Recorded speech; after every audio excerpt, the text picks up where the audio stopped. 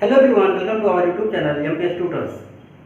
My dear students, today we will learn chapter 2nd, land, soil, water and other important points. Firstly बेटा सबसे पहले हम बात करेंगे लैंड की। बेटा लैंड मीन्स क्या होता है, इसको हम जमीन बोलते हैं, है ना, या इसको हम लिथो स्फीयर भी कह सकते हैं। आप समझ आ रही है, मैंने आपको पढ़ा रखा है। तो अगर देखा जाए तो लैंड यानी लिथोस्फीयर, अब लैंड पर क्या आएगा बेटा, लैंड आएगा तो इसी में क्या होगी बेटा, लिविंग थिंग्स भी होती हैं। यानी अगर देखा जाए लिविंग थिंग्स जैसे एनिमल, ह्यूमन, ट्री, है ना, बर्ड एंड मेनी मोर, है ना, और बहुत सारी चीजें मिलती हैं। तो लैंड का सिर्फ यही उपयोग रह गया है भाई। देखिए इस पे हम लोग रहते हैं, क्या करते हैं, एग्रीकल्चर करते हैं, एग्रीकल्चर भी करते हैं हम लोग, बिल्डिंग्स भी बनाते हैं, है ना, स्कूल, कॉलेज, मतलब जितने भी हमारे वर्क होते हैं सारे हम कहाँ करते हैं, लैंड पर। लेकिन एक बात हम ये कहना चाह रहे हैं, क्या सिर्फ लैंड से ही सारा काम हो जाएगा? लैंड पर और चीजें हैं, जैसे माउंटेन, है ना, डेजर्ट और प्लेटू,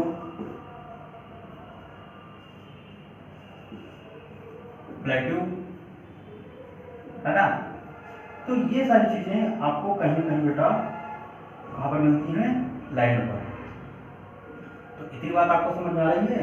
अगर कहीं कोई डाउट, अगर लैंड्स हैं जिस पे हम लोग एग्रीकल्चर, बिल्डिंग, स्कूल, कॉलेज, है ना, लिविंग थिंग्स, ये सब लोग अपना आवास बनाते हैं, रहते हैं, होम बनाते हैं, माउंटेन्स होते हैं, डेजर्ट्स होते हैं, प्लेटूज होते हैं, है ना, लिथोस्फीयर पर ये सारी चीजें आपके लैंडफॉर्म्स मिलते हैं। अब अगर हम बात करें कि जो लैंड है इसका हम कितना उपयोग कर सकते हैं, लैंड का यूज देखिए बेटा, है ना। यूज देखा जाए तो दो तरीके से है। एक तो होता है एग्रीकल्चर, है ना, पहला है एग्रीकल्चर, दूसरा क्या है, कॉमर्शियल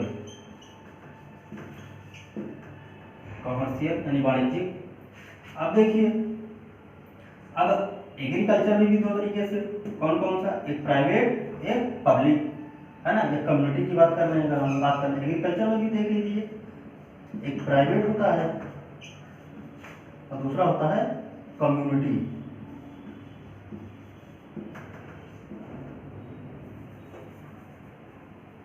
दूसरा होता है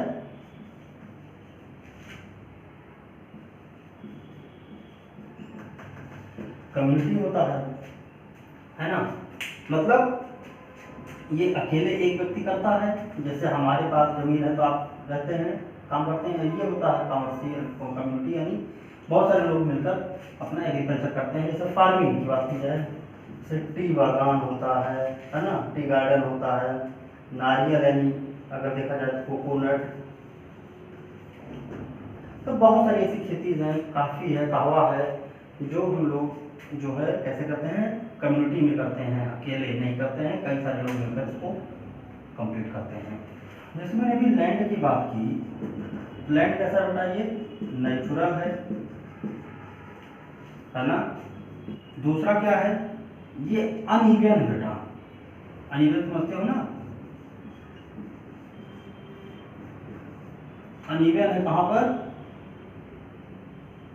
कहने का मतलब हो गया कि जो लैंड है नेचुरल है, ये अनइवन है, यानी कहीं पर भी कहीं भी चले जाओगे आप, जमीन का स्तर एक जैसा नहीं मिलेगा, कहीं ऊंचा होगा तो कहीं नीचा होगा, कहीं गहरा है तो कहीं पतली परपटी है, यानी जो इसकी क्रस्ट होती है पतली है।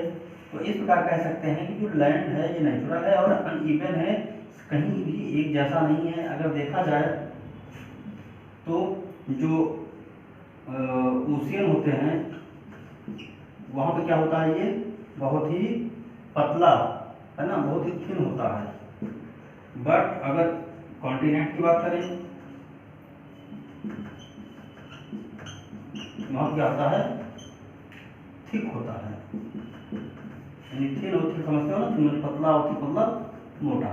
तो कॉन्टिनेंट्स पर इसका जो लैंड होता है ये बहुत मोटा होता है, इसका जो लेयर है, इसका जो लेयर है ये थिक लेयर है ना, यहाँ पर थिन लेयर। तो समझ आ रही है। अच्छा एक बात और,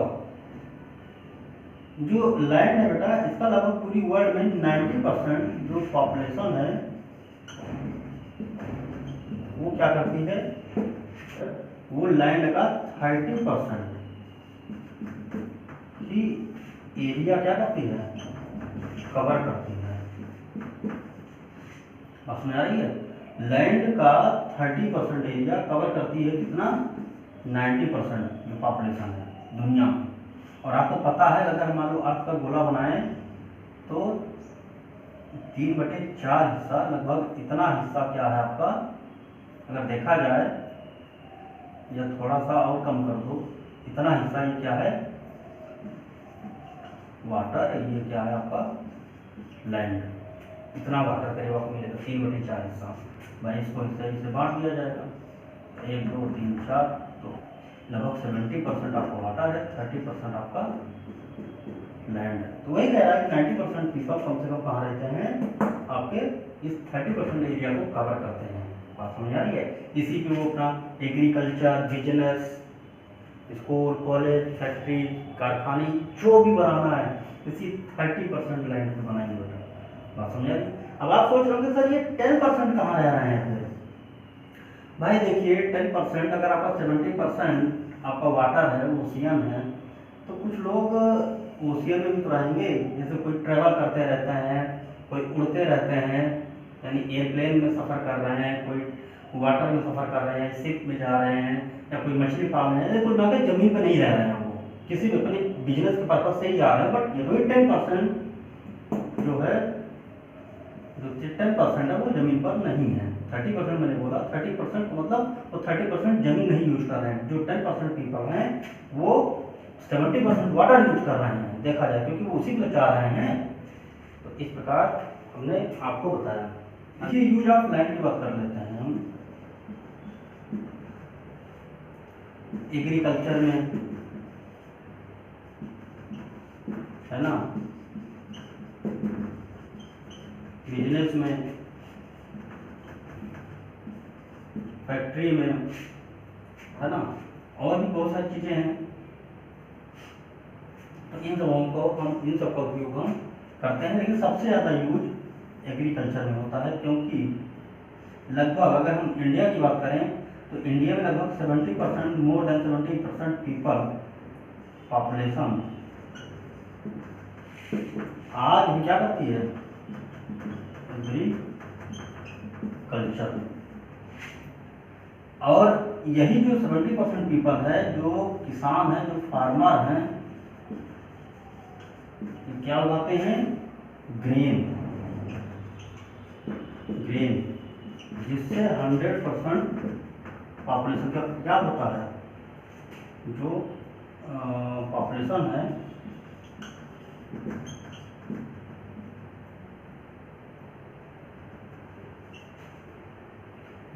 है इनका क्या करते हैं, इनकी जो हंगर होती है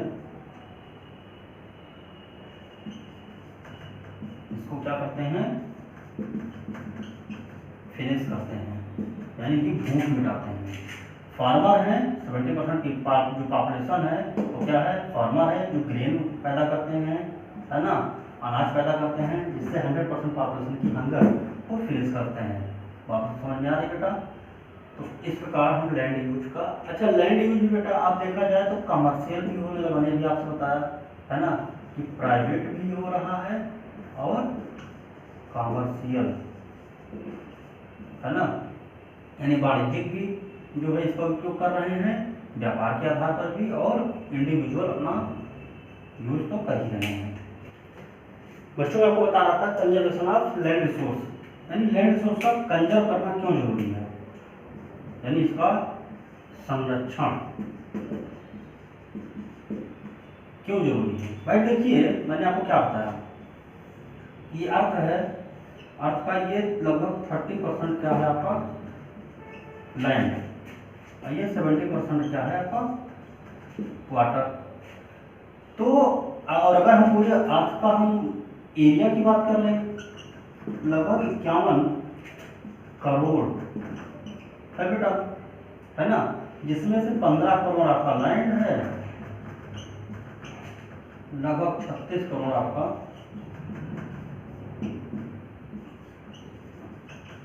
वाटर है।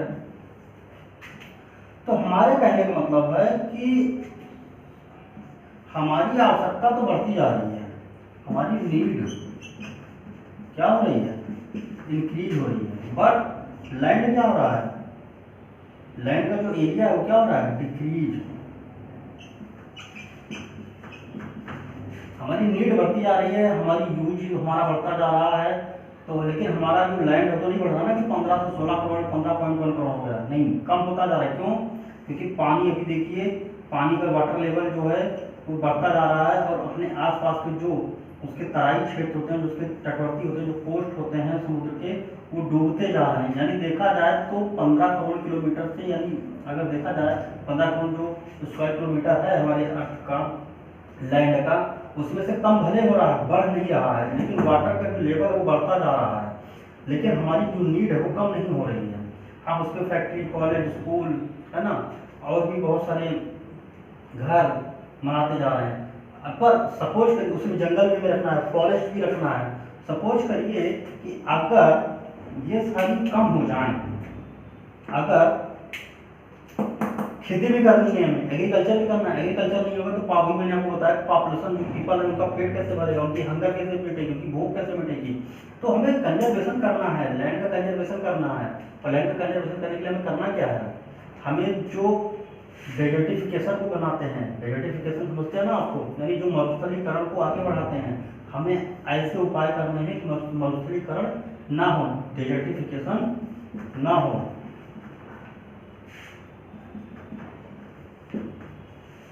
डेजर्टिफिकेशन को हमें क्या करना है, रोकना है, स्टॉप करना है। कैसे? प्लांटेशन करके,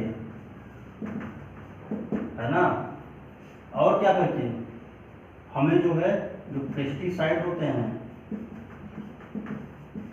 उसको यूज नहीं करना है, नो यूज पेस्टिसाइड।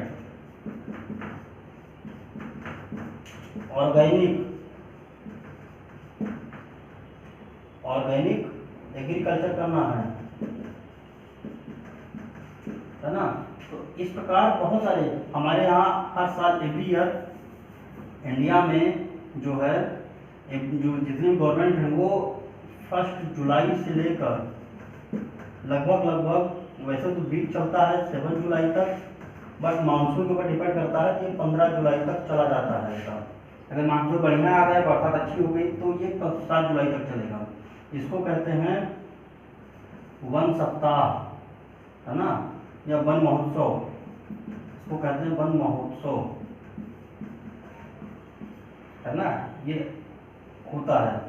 दूसरा क्या होता है बताइए भाई, NAP होता है, नेशनल अफॉरेस्टेशन प्रोग्राम, यानी जगह जगह पर सरकारी ज़मीन है, गवर्नमेंट की लैंड है या आपका प्राइवेट लैंड है, ज़मीन है, उस पर आप लाके प्लांट लगाइए, ठीक है। तो इस प्रकार आप कंजर्वेशन आप कर सकते हैं। ये बेटा एक बात और नोटिस करते हैं, अगर हम कंजर्वेशन नहीं करेंगे तो इसका इफेक्ट क्या निकलेगा, क्या प्रभाव पड़ेगा। प्रभाव इसका ये पड़ेगा कि ड्रॉट आ जाएगा, यानी सूखा पड़ जाएगा, लैंडस्लाइड हो सकते हैं, भूकंप, अर्थक्वेक आ सकता है। लैंडस्लाइड समझते हैं ना, भूस्खलन, जब चट्टानें खिसकती हैं, दरकती हैं, और वाटर लेवल कम हो जाएगा। प्लांटेशन नहीं होगा तो जो आपका ग्लोबल वार्मिंग है ये इंक्रीज हो जाएगा, क्योंकि जब प्लांट नहीं होंगे तो ग्लोबल वार्मिंग बढ़ेगी, तो यानी बढ़ने का रीजन क्या है, गैसें, ऐसी गैसेज जो हमारे लिए, ह्यूमन बींग्स के लिए, लिविंग थिंग्स के लिए हार्मफुल हैं, वो बढ़ेंगी, इंक्रीज होंगी, तो हमारे लिए प्रॉब्लम्स खड़ी होंगी। और भी बहुत सारी चीज़ें हैं, है ना। हम एक एक करके देख लेते हैं बेटा। देखिए, अगर हम क्या नाम है, कंजर्वेशन नहीं किया,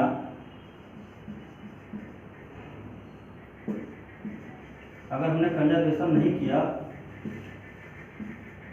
तो कंजर्वेशन ऑफ लैंड तो हमने आपको बताया, बट अगर कंजर्वेशन नहीं कर रहे हैं तो उससे उसका जो इफेक्ट है, उसका जो side effect, conservation of land, है ना, तो इफेक्ट तो मैंने आपको बता दिए, बट अगर साइड इफेक्ट की बात करें, साइड इफेक्ट क्या होंगे, लैंडस्लाइड, अर्थक्वेक,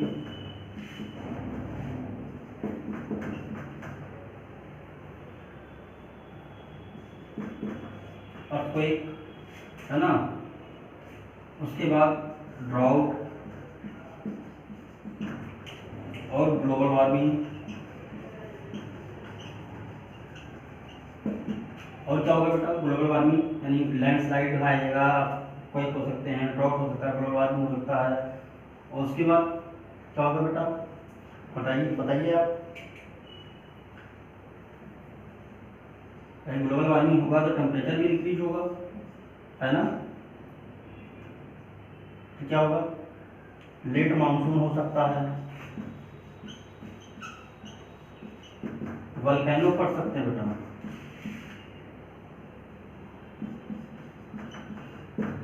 तो मतलब ये सारी प्रॉब्लम्स हो सकती है अगर कंजर्वेशन आप लैंड करेंगे तो उसके इफेक्ट मैंने आपको बताए, और नहीं करेंगे तो उसके साइड इफेक्ट क्या निकल के आएंगे, ये सारी प्रॉब्लम्स हो सकती हैं। बच्चों हम सॉइल के बारे में पढ़ेंगे अब। जैसा आपको पता है कि सॉइल क्या है बेटा, एक नेचुरल रिसोर्स है बेटा, रिसोर्स है। तो हम बात करें बेटा, ये जो सॉइल आती है फॉर्मेशन कैसे होता है। फॉर्मेशन होने के लिए बेटा आपको सब पता है कि भी एक इसकी प्रक्रिया होती है, चट्टानों से मिलकर बनती है, रॉक से मिलकर बनती है ना। रॉक से, रॉक समझते हैं ना आप। तो जैसे नदियां हैं, जब वो अपने जहाँ से निकलती हैं वहाँ से निकल रही हैं, तो चट्टानों को साथ मिट्टी के साथ, बहाव के साथ जब वो जमीन पर आती हैं, लैंड इलाकों में आती हैं, तो अपने साथ बहुत सारी कीचड़, मिट्टी, है ना, सिल्ट लेकर आती हैं। तो उसी से आपकी जो है रॉक का निर्माण, क्या नाम है, उसी से आपकी मिट्टी का निर्माण होता है, सॉइल निर्माण होता है। इस प्रकार देखा जाए तो कुछ मिट्टी के नाम मैं आपको बता दे रहा हूँ, आप नोट कर सकते हैं। जैसे रेड सॉइल, ब्लैक सॉइल। अब आपको पता है ब्लैक सॉइल कैसे बनती है, बताइए। वल्केनो के फटने से, है ना, वल्केनो जब फटता है तब बनती है। इसमें क्या होता है बेटा, आयरन की मात्रा ज़्यादा होती है रेड सॉइल में। एलुवियल सॉइल, है ना। उसके बाद लैटेराइट, है ना, फिर डेजर्ट। तो कुछ सॉइल ऐसी है बेटा जो आपके इंडिया में भी पाई जाती है। कुछ इंपॉर्टेंट सॉइल हैं जैसे red soil, black soil, alluvial soil, laterite. ये सबसे ज़्यादा क्या है बेटा, फर्टाइल होती है, सबसे ज़्यादा फर्टाइल होती है बेटा, है ना। ये जो ब्लैक सॉइल होती है, इसमें जो है ये कॉटन के लिए सबसे बेस्ट है बेटा।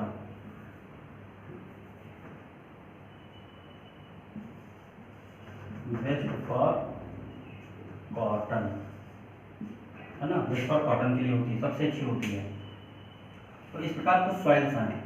अच्छा, अब सॉइल का हम फॉर्मेशन देख लें कैसे बनती हैं। सॉइल का फॉर्मेशन देख लेते हैं बेटा। एक बात और, जैसे मैंने आपको एक बार बताया था कि मान लीजिए ये आपकी क्रस्ट हो गई, फिर मेंटल हो गई, फिर आपका ये कोर हो गया, तो मिट्टी यहीं पर पाई जाएगी इसी इलाके पे। इन सब पे मिट्टी नहीं मिलेगी, है ना। इसी पे मिट्टी मिलेगी, जितनी भी मिट्टी मिलनी होगी इसी क्रस्ट पे मिलेगी। बात समझ आ रही है। जैसा बेटा आप देख सकते हैं सॉइल प्रोफाइल बनाया गया है ना, फॉर्मेशन ऑफ सॉइल। तो मैंने आपसे कहा ना कि सॉइल का जो नेचुरल रिसोर्स है बनती कैसे, जहाँ से नदियाँ निकल रही हैं वहाँ से वो चट्टानों से तेजी के साथ ऊंचाई से नीचे बहुत तेजी के साथ गिरती हैं तो चट्टानों पर टकराती हैं, चट्टानों को तोड़ती हैं, फोड़ती हैं, ब्रेक करती हैं। तो उसके जो बड़े बड़े बोल्डर्स होते हैं, जो बड़े बड़े टुकड़े होते हैं, इस पीसेज होते हैं, वो धीरे धीरे छोटे छोटे पीसेज में टूट जाते हैं, है ना। और फिर वो मिट्टी के साथ, मतलब पानी के साथ, वाटर के साथ बढ़ते रहते हैं, आगे बढ़ते रहते हैं।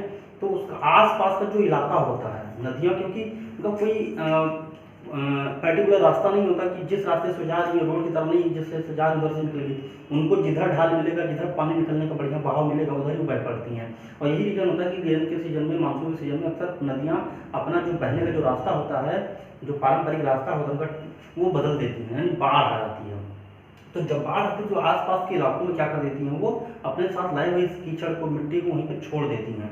और जब पानी थम जाता है तो वहाँ पे एक नई लेयर बन जाती है। इसी प्रकार मिट्टी का मैदान का निर्माण होता है, मैदान का, प्लेन का निर्माण होता है, फॉर्मेशन होता है नदियों द्वारा। अब अगर देखा जाए तो जो चट्टानें होती हैं, जैसे आप अभी देखो घर पे मोरंग आप यूज करते हो ना, ये भी चट्टानों से मिलकर बनी होती है। बालू, आप घर मकान जब बनाते हैं लोग तो बालू का उपयोग करते हैं, ये भी प्रकार की चट्टान है। सीमेंट आप यूज करते हो मकान बनाने में, ये भी जिप्सम का बनता है। जिप्सम भी एक प्रकार की चट्टान है जो कहीं न कहीं हमारे लिए बड़ी इंपॉर्टेंट है। ये सब क्या है, नेचुरल है, नेचुरल रिसोर्स है बेटा। तो देखिए पैरेंट रॉक की बात कर रहा था मैं, है ना। ये चट्टान हो गई, पैरेंट रॉक है ये। उसके बाद देखिए लिखा हुआ है कि वेदर रॉक मटेरियल, यानी वेदर के हिसाब से बदलता रहता है, ठंडी गर्मी बरसात। अच्छा एक बात और मैं आपको बताऊं बेटा, कि जब सीजन ठंडा का मौसम आता है, कभी आपने देखा होगा कि जब गर्मी का सीजन आता है तो चीज़ें बड़ी लचीली हो जाती हैं, और जब समर का सीजन होता है तो चीज़ें बड़ी सॉफ्ट हो जाती है। बट अगर वो विंटर सीजन होता है तो हार्ड हो जाती हैं। अब बात समझ आ रही है आपको। तो चट्टानों के साथ ऐसा भी होता है, अगर समर का सीजन आएगा तो बहुत लचीली हो जाएंगी, लेकिन ठंडी का जब सीजन आता है विंटर का तो बहुत हार्ड हो जाती है। तो समर सीजन आया तो ऐसे ऐसे समर सीजन आया फैल गई, विंटर सीजन आया फिर सिकुड़ गई, समर सीजन आया फैल गई फिर सिकुड़ गई, मतलब फैल रही है, सिकुड़ रही है, फैल रही, सिकुड़ रही। इससे होता क्या है कि उनके अंदर का जो बल होता है, उनके अंदर का जो क्या नाम है, जोड़ने का, आपस में जो बांधे रखने का जो एक प्रकार से केमिकल बॉन्डिंग होती है, वो टूट जाती है, कमजोर हो जाती है, और बाद में निकल टूट के बिखर जाती हैं। तो इस प्रकार वेदर रॉक मटेरियल बन जाता है। उसके बाद है बेटा सब soil with sand, silt and clay. अब मैंने आपसे क्या कहा कि जब नदियाँ मैदान में आएंगे तो क्या लेकर आती हैं, सैंड, बालू, सिल्ट, क्ले, मिट्टी सब लेकर आती हैं। और जब बाढ़ आती छोड़ देती हैं, उसके ऊपर क्या हो जाता है, top soil with humus and vegetation. और फिर ये बन जाता है आपका ह्यूमस।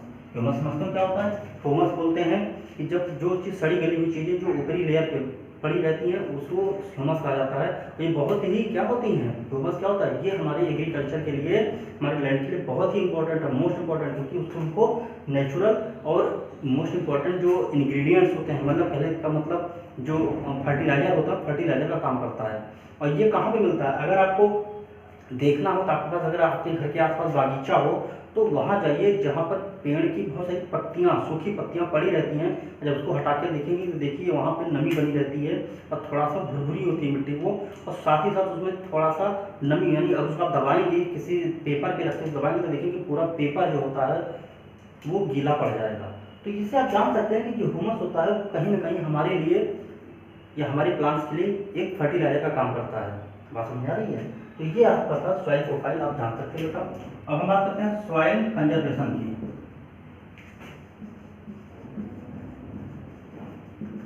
अभी हमने पढ़ा था लैंड कंजर्वेशन, अब हम सॉइल कंजर्वेशन की बात करेंगे।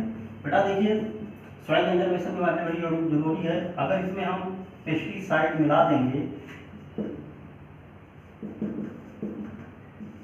तो इसमें जो अर्थवर्म होते हैं या और अदर जो इंसेक्ट्स होते हैं क्या हो जाते हैं, डेड हो जाते हैं, है ना। तो ये हमारे लिए जैसे अर्थवर्म को क्या कहा जाता है, इसको हम फ्रेंड कहते हैं। किसका किसका कहते हैं भाई, फ्रेंड ऑफ फार्मर, है ना। जो फार्मर का फ्रेंड होता है, दोस्त होता है।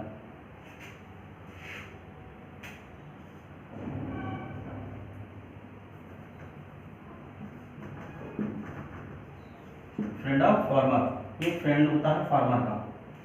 तो जो पेस्टिसाइड होते हैं इनसे प्रॉब्लम होती है, don't burn any wastage invested in land और फील्ड। हमें खेतों में कोई भी चीज़ें, यानी जैसे लोग पुआल जला देते हैं या शुगर केन की पत्तियों को जला देते हैं, ये सबको नहीं जलाना चाहिए। इससे क्या होता है, वो जमीन की जो हीट होती है, हीट की वजह से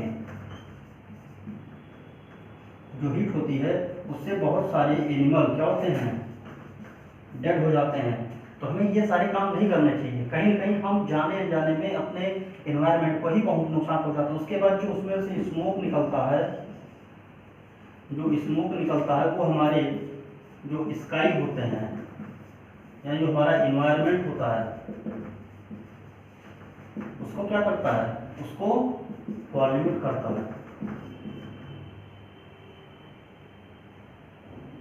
है ना। तो इस प्रकार आप कंप्लीट कर सकते हैं बेटा। अगर हम बात करें सबसे अच्छी सॉइल कौन सी होती है, तो एलुवियल सॉइल। बट अगर हम बात करेंगे सबसे जिसमें कॉटन के लिए सबसे अच्छी सॉइल कौन सी है, ब्लैक सॉइल। बट अगर हम बात करते हैं कि कौन सी ऐसी मिट्टी है कि जो सूखने के बाद ईंट जैसी कठोर हो जाती है, ब्रिक जैसी कठोर हो जाती है, वो होती है लैटेराइट मिट्टी। किस मिट्टी में, किस सॉइल में आयरन की मात्रा ज़्यादा होती है, रेड सॉइल में। अगर हम बात करें किस सॉइल में ह्यूमस की मात्रा सबसे ज़्यादा होती है, large amount of humus in which soil, तो आप कह सकते हैं माउंटेन सॉइल। मैंने माउंटेन की बात नहीं की है ना, तो माउंटेन सॉइल इसलिए कह रहा हूँ मैं क्योंकि माउंटेन सॉइल भी एक प्रकार की सॉइल होती है जिस पर ह्यूमस की मात्रा सबसे ज़्यादा पाई जाती है। ये माउंटेनियर इलाकों में पाई जाती है। बात समझ आ रही है। तो बेटा आज का टॉपिक के लिए इतना ही। बट आप सब लोग वीडियो देखते रहिए और वीडियो देखने के पश्चात आप सब लोग हमारे व्हाट्सएप नंबर पर अपने सारे वर्क को सेंड करेंगे। बेटा मुझे सब पता चलता रहता है कि कौन सा बच्चा वीडियो देख रहा है, कौन सा बच्चा नहीं देख रहा, कौन सा बच्चा आधा वीडियो देखा फिर बंद कर दिया। ये सारी इन्फॉर्मेशन हमारे पास रहती है। तो ऐसा ना करें, आप लोग अपनी वीडियो को कंटिन्यू देखते रहें।